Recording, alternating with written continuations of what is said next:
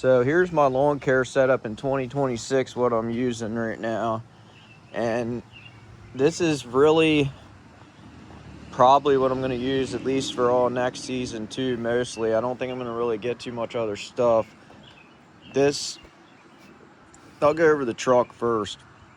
I think a big thing that a lot of people don't really talk about on this is organization, because that streamlines everything so much, and without that it really just makes the whole day just not go by very smoothly, and it's hard to get a lot of properties done when everything's just not set up right. So if you have the setup dialed in and right, it makes a big difference. I even usually wash my weed whackers and my zero turn and push mower too, like at least every other day to keep them clean, but they're dirty right now because it was wet. These handles too, I would recommend getting, because that helps your back a lot. But I run Echo SRM 225s, and then I use these crates, these milk crates, because these things slide around in the bed. I don't like trailer racks because I have a 6-foot bed on this thing, so it just doesn't make sense. Everything fits perfect in here. So I don't know. If I'm going to do like a bush trimming job or something, I just schedule those all on the same day and I take all this stuff out of here. And I usually put all this stuff in the shed too. Like if it's calling for a thunderstorm or something, I'll put it in the shed at night after I clean it up. I got racks and storage and everything set up in the shed that everything fits in there nice, and hooks and all that stuff I meant. But so here's how I have it. I have the Echo string, so that's there, and I have cutters there, one in each basket. So my helper sits on that side, so when he gets out, he can grab his weed whacker, and his blower's right there. This is my blower, my weed whacker. I always keep one of these because some days you run out of 2-stroke gas because you didn't buy oil or something and you forgot, and then you go to get gas and then you're like, oh, I'm out of oil. So the cooler fits in here. I like that though, because that's enough just to get you through the rest of the day usually if you run out midday or something. So this little setup here is an AR-15 Sentry strap for your sling, and it's magnetic, so you can just grab this and rip it out. I keep a extra thing of line there instead of in my pocket. I usually have it wound up nicer than that.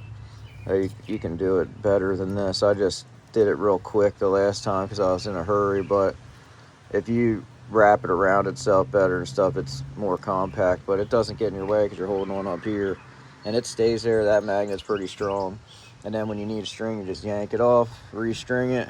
So if you don't have to walk back to the truck, every step you save is going to be definitely useful in the long run, because a lot of people don't realize, especially doing trimming, if you go around, you miss spots. If you don't do stuff in a actual strategic manner, makes a big difference.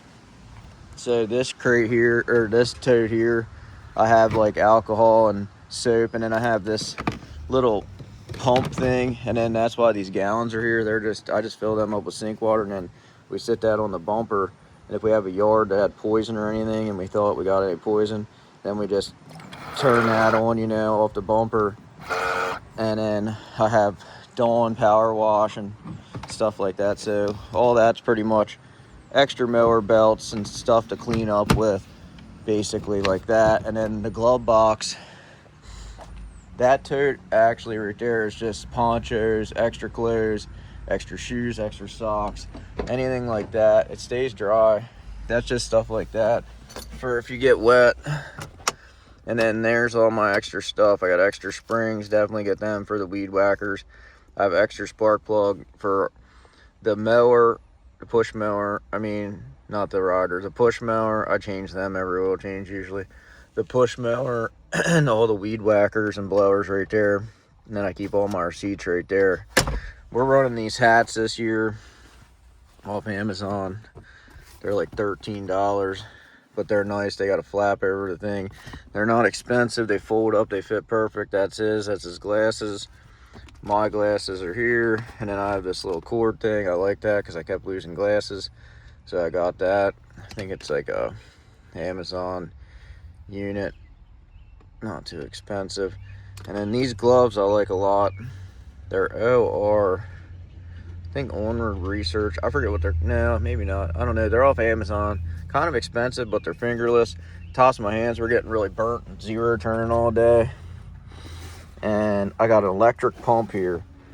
Definitely buy one of those, because then you can keep your zero turn tires all leveled out, and just in case you get a flat, saves you a bunch of time. Just got one the other day, and we could finish the day because we could pump the tire up, you know, before we mowed each property for the rest of the day.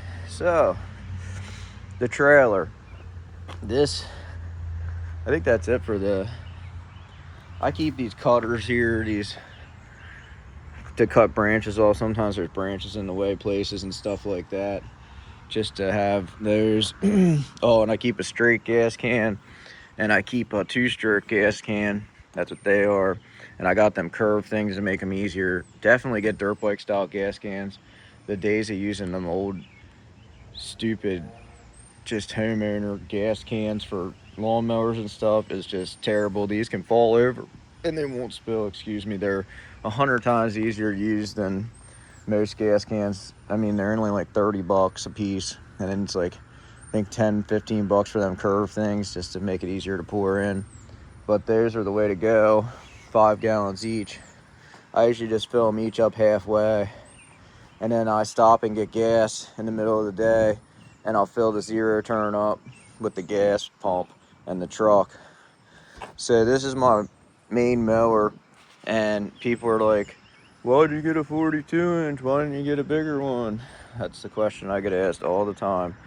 Well, I do 4.5 acre properties on this thing. This thing's fast, and I mean, it obviously a 60 inch would make more sense, but I only have one big property like that, and the next biggest property I have is probably only like around an acre, and then from there they're all half acre or under. So in my opinion, with all the gates and stuff I have, this has to be the size to fit through. If I'd have a bigger mower, half my backyard's like the one I'm about to go do next, this morning, the first one I'm about to do, the backyard's twice as big as the front yard, and it's a pretty big property. It's probably a half acre, and it's not big, but it's decently sized. I'm in like the rural area. I don't have too many in town. I have mostly developments and like housing developments, and I have some condos and stuff like that, but this is perfect for all those. That's what I try to explain to people, but some people just don't realize it for some reason. But a 42 is the best all-around mower you can get. If you can only have one mower, which this is the setup. See, it's called lightweight. It's not called, it's just, it is. It's lightweight, 2.7. The truck's a 2.7 4-cylinder. Efficient, you know, that truck is cheap to maintain. It's a Toyota. And this is why, because it's a Toyota. So you want stuff that runs forever, like that white Toyota there. That would be a good truck to use too. Besides that one, I would need racks because the bed's not long enough. So anyway, 42 inch.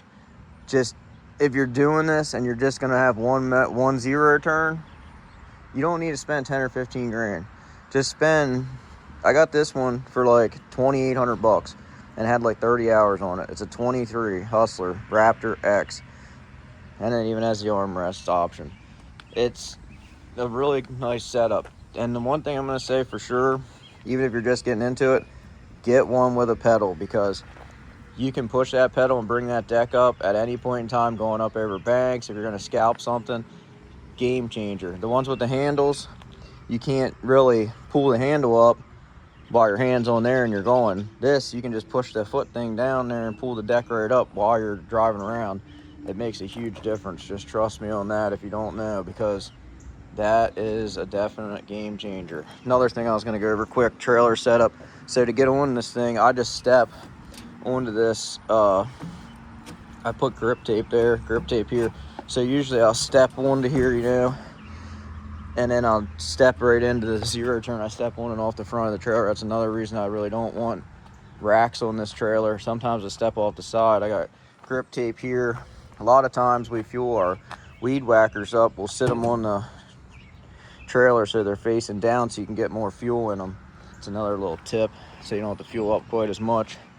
Honda push mower. Some people are like, I don't know why you still have a push mower. Well, I have yards still that are small. Some of the ones I have in town around here are little half house backyards and stuff where you have to have a push mower. So if it takes me 10 minutes to do a yard for even just say $30-$40, even some of them are more, you know, in that area, and I can push mow them on this in 15 minutes, I'm gonna do it. So what I go off of real quick price wise, that's a Kawasaki motor. That thing has 60 hours on it now, but I'll go over in another video how to roll over your zero turns and just keep fresh zero turns basically without losing a lot of money, and you won't ever have to worry probably about doing much to them because you just keep low hour zero turns. I used to do it with racing dirt bikes, and I do the same thing with zero turns, and it works. And I'll let you know the secrets to that here. One of these times I'll make a video on that. But basically the rule of thumb is with two people, if you're gonna try to make money doing this, you need to make at least $2 a minute. If you're not making $2 a minute on a yard, you either got to charge more or just pretty much do it by yourself. So if you're doing it by yourself, you can make $1 to $1.50 a minute and still be pretty profitable. That's what my rule of thumb is, and that's what I'm going off of right now as of now. So another thing that's nice to have is like an Apple CarPlay head unit if you have an old truck like this, because then you can have your maps on there and everything, and that's really handy to have because then you can see where you're going and hear where you're going without looking through your phone. But yeah, that's pretty much the setup in 2026, and that whole setup, I would say right now, I think I have around $10,000 into the whole setup. So that is a good starter setup, I would say. Like, I'm not some huge landscaping company out here driving diesel truck with enclosed trailer, and both of them are fully wrapped in their logo, and they have $6,000 a month worth of bills they're paying on all this stuff with $15,000 zero returns and all this stuff. That's not what I'm doing. So I think you could easily make a living off of this setup with the right properties. That is what I'm saying, and I think I don't really feel a need to upgrade anytime soon. If I get some bigger properties, I might eventually go to a 60-inch, but see, the thing is, when I go to a 60-inch, then I can't use that trailer. It's going to be too heavy to have 2 zero turns with this truck with a bigger trailer. Then I'm going to have to use that truck and get an enclosed trailer, and that's when it gets more expensive. So you just got to see what's worth it for you at the time, I guess, and then go from there.